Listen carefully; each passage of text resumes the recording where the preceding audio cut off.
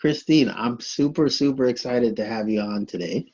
And for a few reasons. One, because I'm just so excited about what you're doing. Like, I just think it's such a neat and innovative, um, way of doing business and as a solution for entrepreneurs, creatives.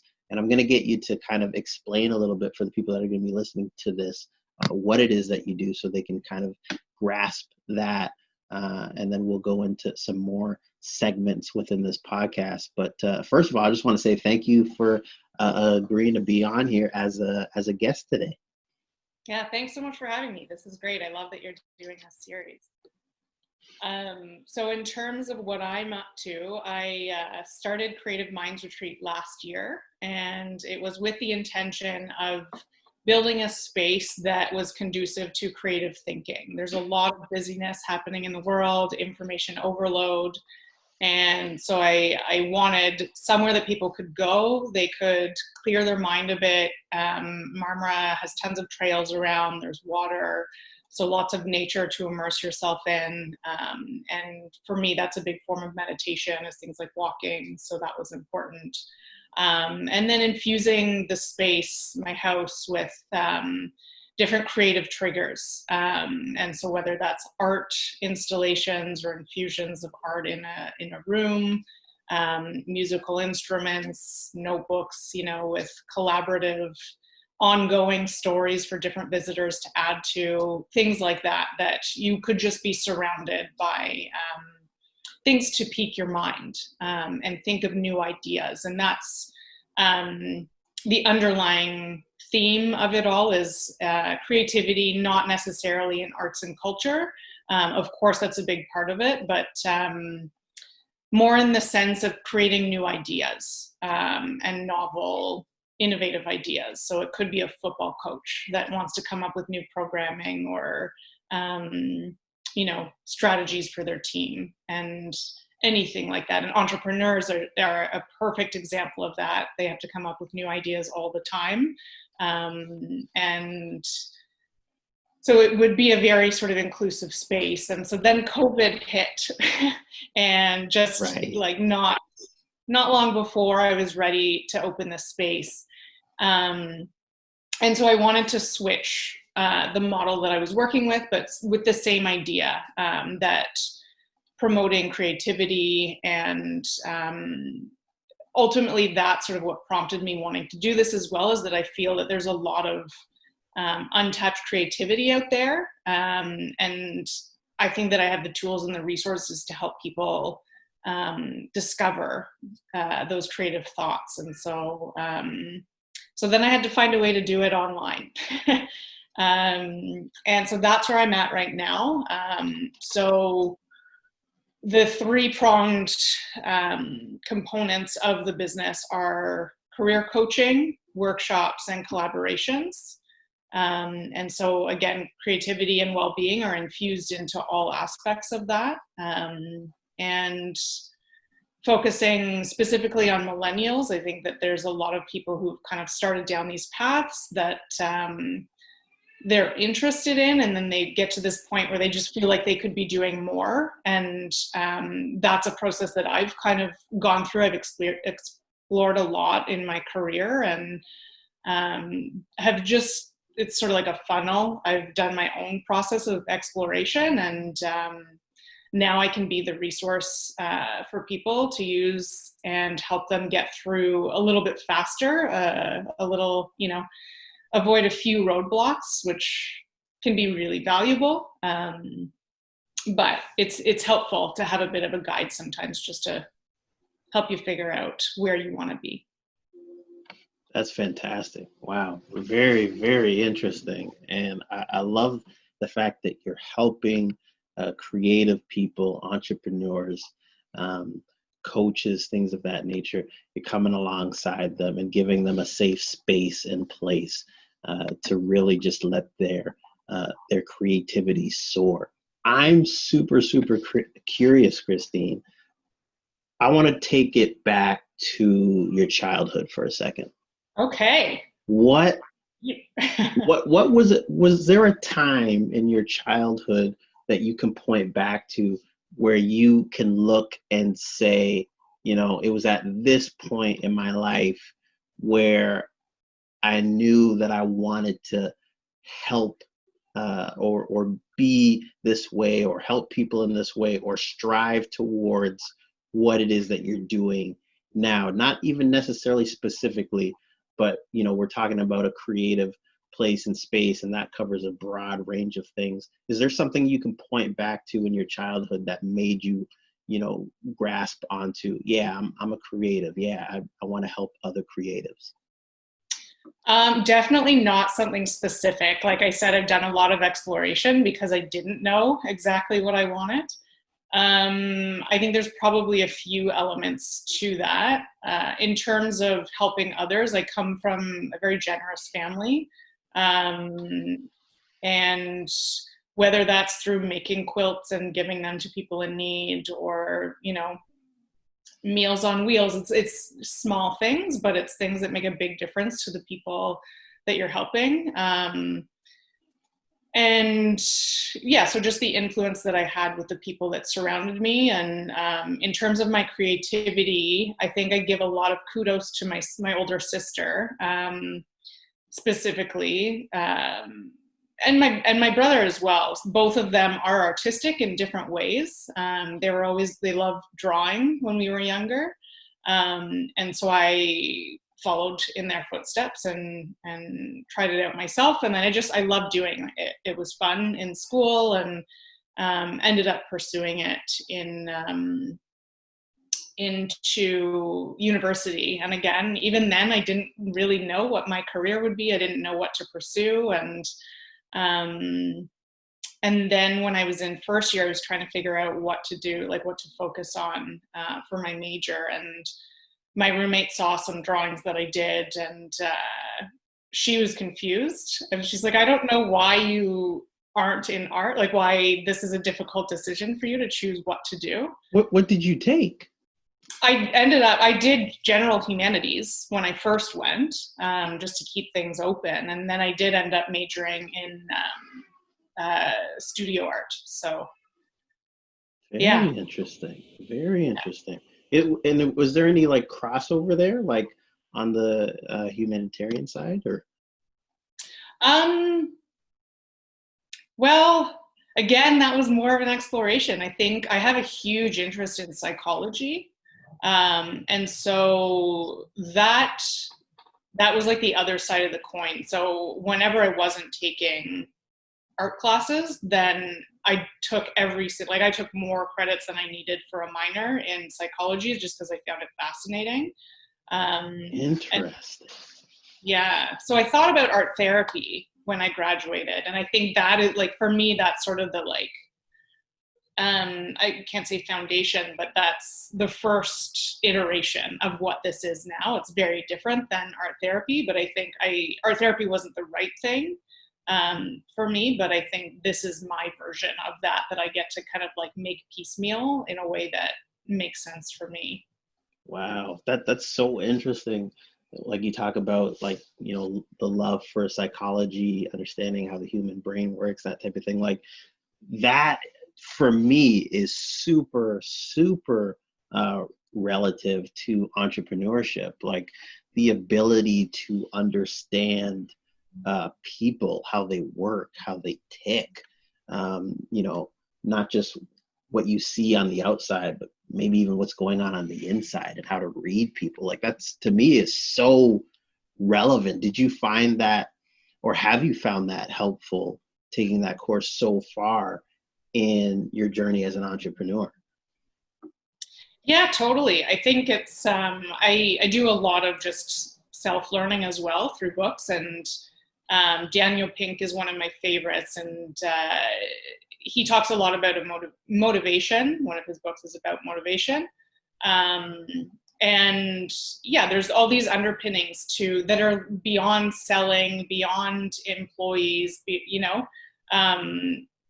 because I think there can be a not so nice slant to that idea with like advertising and selling, and that has a manipulation component to it. But for me, when you look at the fundamentals of how humans work, and that we're all built to solve problems. That's the thing that really drives us.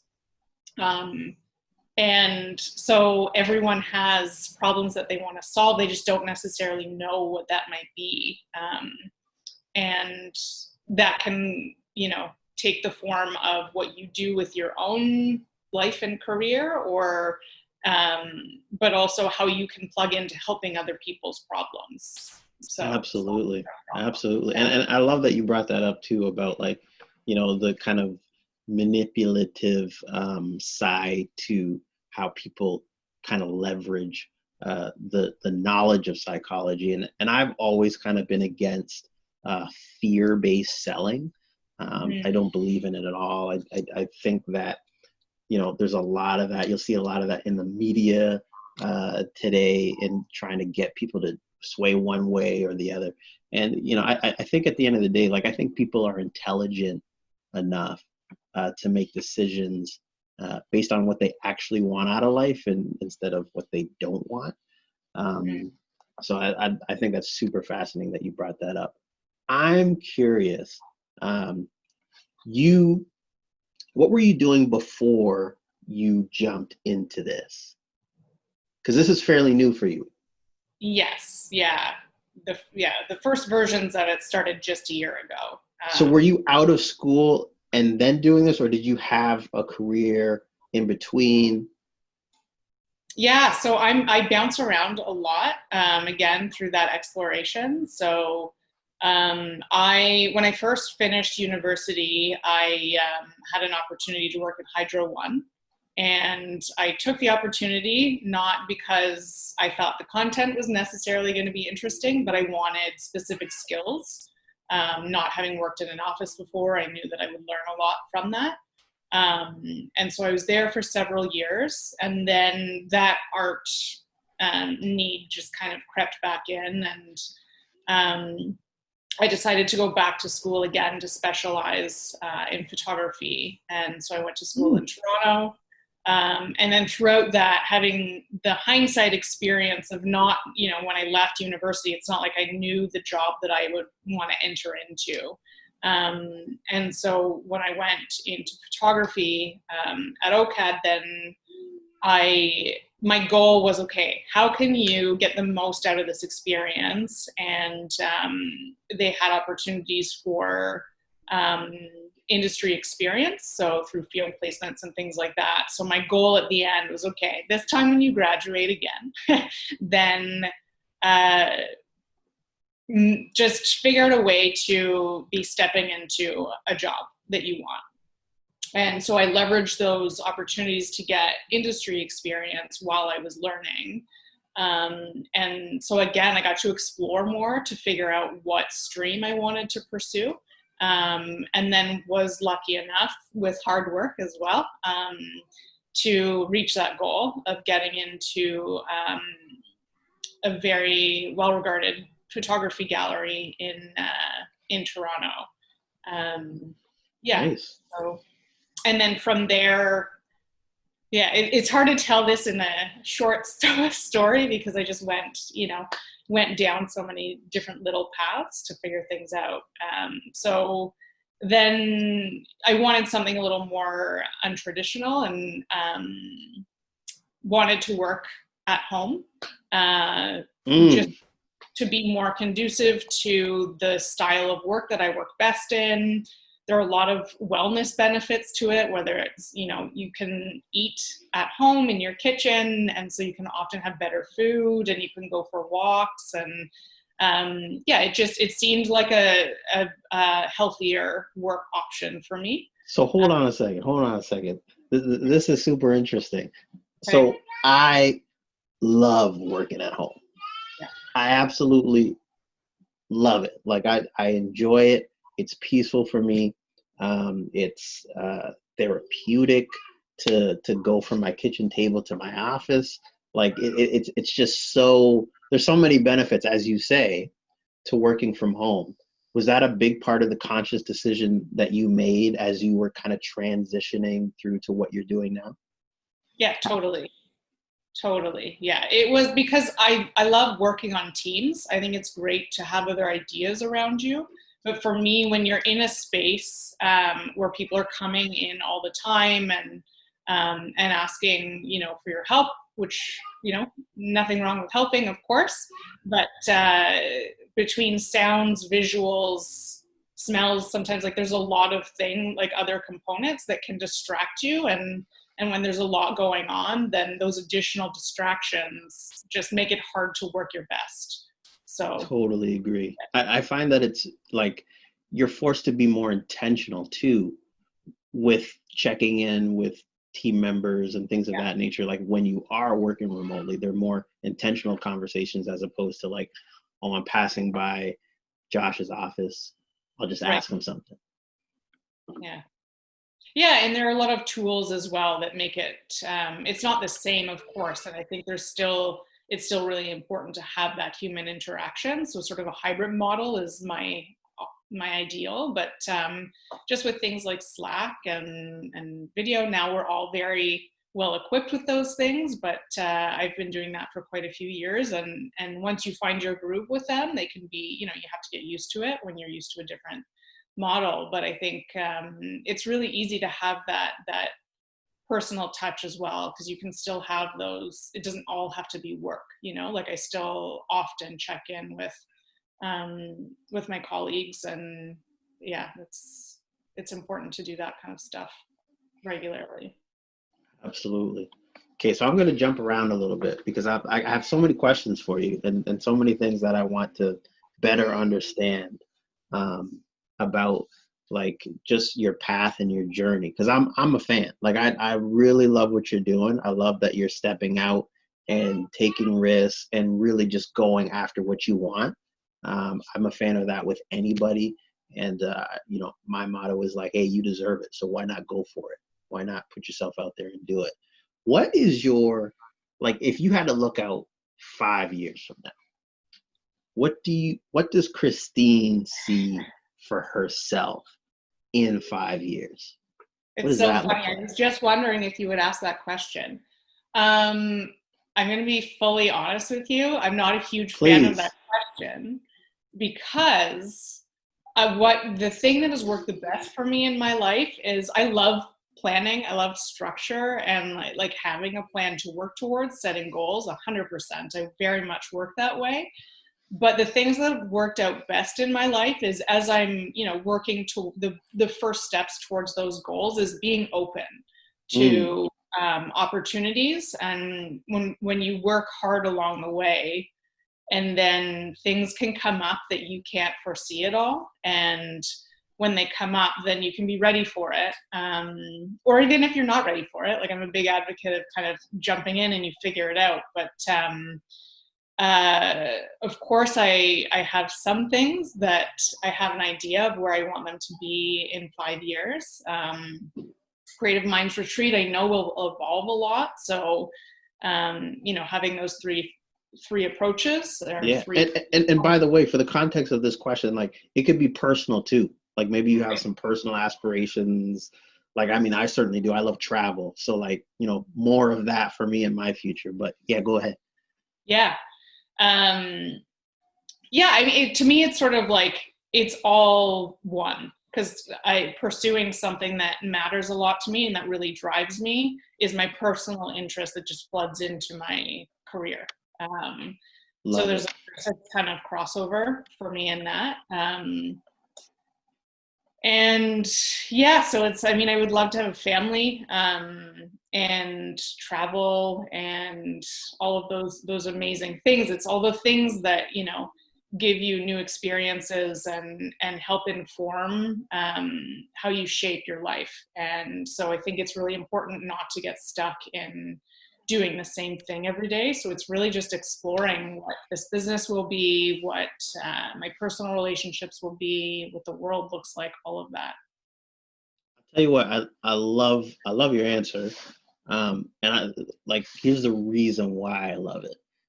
Because, well, first of all, you said something that really stuck out to me. You said that you're open. So that was like number one. And I'm a true believer that like we can make plans all day long, but life's gonna happen. Yeah. So, and we can have one of two things. We can reactions. We can either adjust or we can dwell.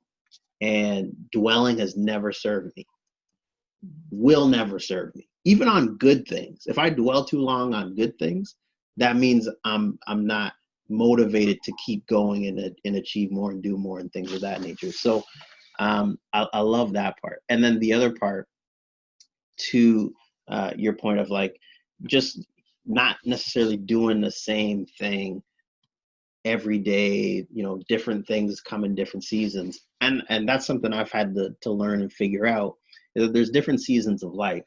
Like literally just the other day, like decided like I would put my house up on the market. So I'm actually considering, like my family and I are actually considering selling right now. This is going to be our third house. We moved 3 times in the last 4 years. And I'm actually interested in tiny home living. This is the first time I'm going to say this on camera. So I love that, because life is short, but it's also long. So it's like, why do the same thing if you're a creative? And to your point, and I think in the direction that this conversation is, I've sensed it going, like there's different sides to a creative. There isn't just one side to a creative. So why not have the freedom and flexibility to explore all of those options? Yeah, totally. That's fantastic. I love it. So in the, like, what's the biggest, because obviously like this pandemic has rocked a lot of people, and you talked about having to pivot online. How has that process been for you, and what's the biggest thing that you've learned out of that process and journey so far? For me, it was both uncomfortable and comfortable. I would consider myself more of an introvert. And so that idea of sort of just stepping away and from other responsibilities, social responsibilities, and being able to look at, like, just do an assessment and reflect on, okay, like what are my priorities and what do I want to be focusing on? That was a really good exercise, as well as having the space to build new habits. And I'm a little bit obsessed with the idea of habit building in general. And I think that this year was really great to dive in really strongly to that. And yeah, from different aspects. And again, it's the whole like personal and career crossover, where it's I think that it all ties together. And seeing the importance of how your personal habits really do affect what you do in your day-to-day, like with your work and relationships and personal. But just setting yourself, I hate to say something cliche like this, but just setting yourself up for success, really. And making sure that you take care of yourself first. So doing the morning routine thing, and Robin Sharma has the 5 a.m. club that I've joined, and so doing that and writing in the morning, and as a form of just processing various things. It could be creativity, it could be writing creatively, it could be reflecting on feelings, it could be goal setting. So I love that there's that flexibility with writing. And then also movement. I think movement's really important, just various aspects of it. So keeping yourself healthy, but also the mental benefits that come with that as well, and how it kind of primes you for the day. And even in memory, there's lots of studies and the benefits of what that can bring. So if you start your day that way, I'm finding that super beneficial, and it carries into my regular work day and longer term strategic planning, all of that stuff. So I love it. Christine, I'm going to ask a very pointed question. I'm hoping this is going to bring some value to some people here. What's the biggest thing that you would say in this time that you learned about yourself? And did that thing shock you? That's a big question.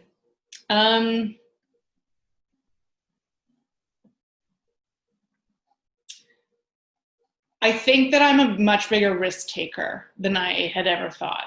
Mm. I grew up in a very conservative family in terms of risk. Um, and so again, like a lot of my influences were to do it safe, and that's sort of where the hydro job came in. And I think I scared a lot of people when I left hydro, which was a very secure job. But yeah, I go through these cycles of bigger risks as I'm getting older, and I'm finding that it's fun. Like I'm finding that I'm getting a lot of enjoyment out of the risk taking, and it's still, of course, calculated risks. But there's just the rewards that you get from putting yourself out there is you can't really describe it until you experience what it feels like to see the payoff of the risks that you're taking. I totally agree with that. So, a very wise person once said to me, they said, Josh, this is your opportunity to create, to leave your mark, your impact. Mm-hmm. What impact do you want to leave on your community, on the business community around you, just people in general? This is an opportunity to do that. And when that person said that to me, it really like allowed me to take a step back, and it's like, okay, well, like looking at the heart of the matter of like, what am I actually trying to leave here as a footprint, as a legacy? And it goes way beyond just making a living. Like it's really about like people, and how can we impact people in a positive and creative way. That's why I love your model so much, because that's exactly what it's all about. Yeah. Yeah, everyone has a very unique value that they bring, and I've always been a big advocate of that. And I remember when I was probably early 20s, I had this really strong feeling that I was meant to do something big. And the person that I told at the time said, oh honey, everyone feels that way. The sad thing about that is I think that everyone does feel that way, but they squash it. And I think they shouldn't. So that's a huge driver for me in what I'm doing, is I want to really encourage people to find that, and that like there is a lot of value in that, and you are meant to do so. I fully believe that you are meant to do something big, whatever big looks like, Did that drive you, hearing that comment, like even more in the direction of where you wanted to go, hearing that feedback? I don't, at that time, because I was so young, I think I just questioned myself, and which isn't a bad thing because I haven't forgotten it. So now it drives me. But I think at the time I was just like, does everyone feel this way? Like, is this a normal thing and I should just ignore it? And yeah, I think it's a thing that's been just sitting in the back of my mind and is increasingly driven me. That's way cool. Way cool. Are you the first entrepreneur in your family? My immediate family, yes. I do have several cousins and extended family members who are entrepreneurs. So it's really fun to talk to them about this stuff because it's just similar mindsets. And I'm really lucky to have a super supportive family all around. So that's a great resource to have. I love that. This is super interesting too, because you and I are very similar on the level, like out of my immediate family, like same thing. Like I'm kind of the only one like doing like the full on entrepreneur kind of journey.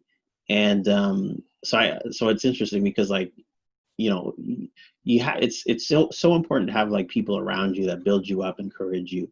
And I found like it's also really important to have people that like are doing similar stuff, like as far as like, entrepreneurs connecting with other entrepreneurs. Not to say that you can't get love and support from your family, which is great, and I do have that, but also realizing that I needed more than just that to surround myself with other people that are doing what I'm trying to do to help boost me forward. Did you did you find that, and were you able to connect with those people quickly to kind of help with your mindset and just support going forward? Yeah, I think again that's sort of grown organically. So having gone to art school, there are a lot of like-minded people who, like, artists are entrepreneurs in a sense, and so I think there's that aspect of it that along the way that was always sort of a support system outside of my family, and and just also in the companies that I've been able to connect with and work for, that's been amazing too. I've been really lucky with that. So I sort of went from corporate and then have increasingly gone smaller and smaller and smaller. So yeah, so that's been really valuable in having an example of what that looks like, just as an employee looking at what they're doing. And then most recently working with a art consulting firm, and so I'm doing that as well as Creative Minds Retreat, and they're very open. They're amazing to work with as a small team. They're very open to employee input, so it feels like you get to be a part of building it, and seeing the processes that they go through in building a company, and how to test things and what their approaches are, and how I can like what would I do differently if I was to run a company. And like I think all of those things are really valuable, and different networking groups. I think just seeing other entrepreneurs locally and what they're working on and being able to share stories, and I think storytelling is such a valuable element of all, like of learning and your own growth. So I love that. I love that. I'm super curious on your input on this, because I think this will be valuable as well for people listening. Like looking at it from like a team perspective, and then also from an entrepreneur perspective as a leader. What advice would you give to people in leadership over a team that would be beneficial, as how you are with your team? What type of way or culture should be cultivated in order to build a successful team? Oh, Josh, I love the topic of leadership. Do you know who Simon Sinek is? I do. Okay. So he's one of my favorites. But for me, I think the big thing is being an example, and just embodying what you want the team to be. So that's a huge thing. I think there are obviously very big problems when people let power go to their head, or even if they feel that they're above someone. I think when you're working on a team, everyone has a very specific function. And even if in title it's a lower position on the hierarchy, it's still super important. And like those skills that person might have are likely very different than the skills that you have. And so without that, I think it's just this ecosystem that has to balance out, and it shouldn't be a power structure, I don't think. And I think empathy is also a huge thing.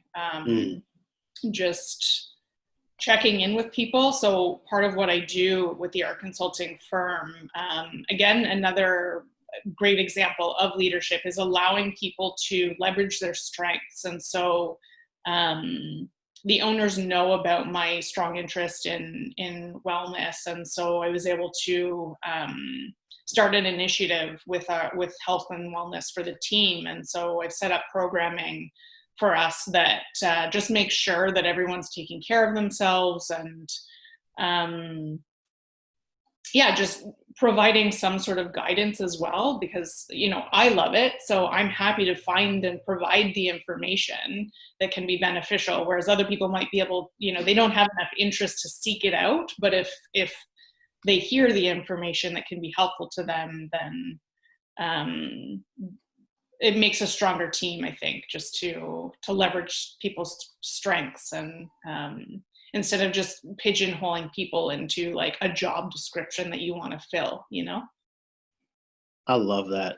I really, really do. And I love that you've taken the initiative to really be active in kind of the wellness space within the ecosystem of the company that you're with, and really just coming alongside people and providing resources. Not sure if you remember on the Network BOQ call, Rochelle, so she works for us, and that's it. That's a big part of what she does for us. We have a wellness channel in Slack, and we call it Wellness Wednesdays. And every Wednesday she puts like different information and resources for people, especially working from home, different things of that nature. So that's awesome that you've taken that initiative. Mm-hmm. I also love that it can be a group dynamic thing as well. I always welcome if, sometimes people will send me suggestions, and I love that. Like, I love that it can be a collaborative effort, and I can be, taking care of the programming or the scheduling for it, and just making sure that it keeps going, because, things like that can easily drop off, I think. And as we all know, even in our personal lives, it's easy to not take the care that we always necessarily need for ourselves. So to have someone to keep you on track with that, I think is great. But yeah, I love when it's collaborative. That's fantastic. Okay. So I'm going to ask you this question. What do you think is one of the biggest things a leader needs to sacrifice in order to be successful? Their ego. 100% their ego. Yeah. Love it. Love it. That's totally in alignment with my thinking. Whereas, like, I consider myself, I work for my team, not the other way around. Mm-hmm. So it's like they need to check in. And I think it was one time somebody said, like, oh, like, I'm sorry to bug you. I'm like, no, that's what I'm here for. Mm-hmm. So I totally agree with that. And that's been like a good learning curve and lesson that I learned early on, kind of going into entrepreneurship almost 2 years ago now. And it's just been such a great lesson to learn, because if you really want to cultivate something great and something that feels special and something that feels like everybody's included and involved, gotta leave the ego at the door. Yeah, there's a lot to be said for being humble and knowing that you don't know everything and that you have a lot to learn from other people. Being a team member on a team, what do you think that people, because there's a lot of people looking for work, looking for different situations, what do you think is the biggest currency for individuals in the now looking for any type of position? Relationship building. I think having conversations with people and just authentic conversations with people, that's the biggest lesson. After I left the gallery that I was working for, I was freelancing, and that's for sure the biggest takeaway that I had from that period was just being able to have that freedom to talk to a lot of people and have authentic conversations about who I am, and asking a lot of questions just out of curiosity, and hearing other people's stories, and finding out what you can take from that. For sure, those conversations were the most valuable thing for me, because then you find the best fit for you too, right? You find the best fit for you, but there's also, I don't know the percentage, but there's a very small percentage of people that get jobs from applying online. So if you're just looking for job postings and like sending out resumes, you could send them to 200 companies and not get one call. But if you have conversations with people and real conversations with people, then there are so many jobs that aren't posted. And if you can connect with someone, and that goes on both sides, I think you should feel a connection on both sides. It shouldn't just be, like, what can I get from you? I think there should be value added on both sides. And that, for me, I think is the best way to do it. I love that. I love that. I'm curious about this because this is something as a creative that I'm always looking for opportunities to create value, to bring value to other people. What would your advice be to a creative that is looking for ways to provide value to a community that they're trying to cultivate, trying to build? I mean, I would say looking at what your own strengths are, Mm, of course. Like, and what does that look like in that community? Is that something that exists already? But also, what problem is the community facing? Like, what problem needs to be solved for them? Either what is it lacking, or yeah, what void needs to be filled with the value that you can bring. love it. Love it.